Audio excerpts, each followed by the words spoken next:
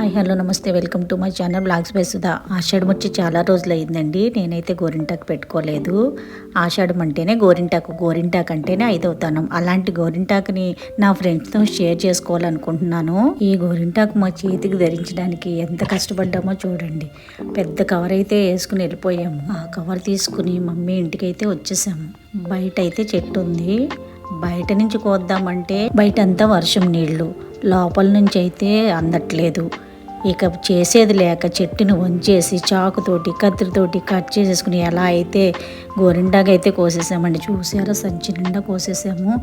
చాలా ఎక్కువైతే వచ్చిందండి. ఇక ఇంటికి వచ్చేసి నేను నా ఫ్రెండ్స్ అయితే దాన్ని క్లీన్ చేసేసుకుని ఆకుల్లాగా తీసేసుకున్నాము. ఫైనల్లీ ఈ స్టేజ్కి తీసుకొచ్చాము దాన్ని. ఇక మిక్సీలో వేసేయడమే వంతు. మిక్సీలో కొంచెం చింతపండు వేసి గోరింటాకు అయితే రుబ్బేసామండి. గోరింటాకుని అట్ల తద్దికి ఆషాఢానికి మోస్ట్లీ ఇంపార్టెంట్గా పెట్టుకుంటాం. అందుకే ఈ కష్టం అంతా. గోరింటాకు మా చేతులు పెట్టుకున్నాక పడ్డ కష్టం అంతా మర్చిపోయామండి.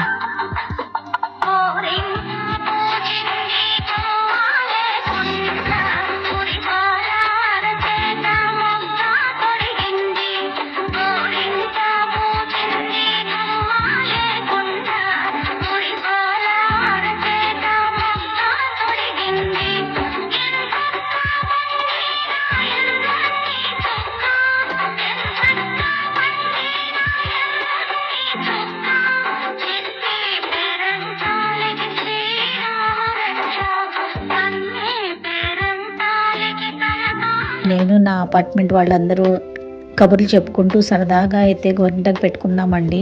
మా చేతులన్నీ ఎంత బాగా పండాయో చూసారా. మీరు ఎంతమంది అయితే ఆషాఢం గోరింటాకు పెట్టుకున్నారో కామెంట్ చేయండి. ఇంకా గోరింటాకు పెట్టుకోలేని వాళ్ళైతే పెట్టేసుకోండి. 3వ తారీఖుతో ఆషాఢం పూర్తి అయిపోతుంది. Like, share, subscribe please.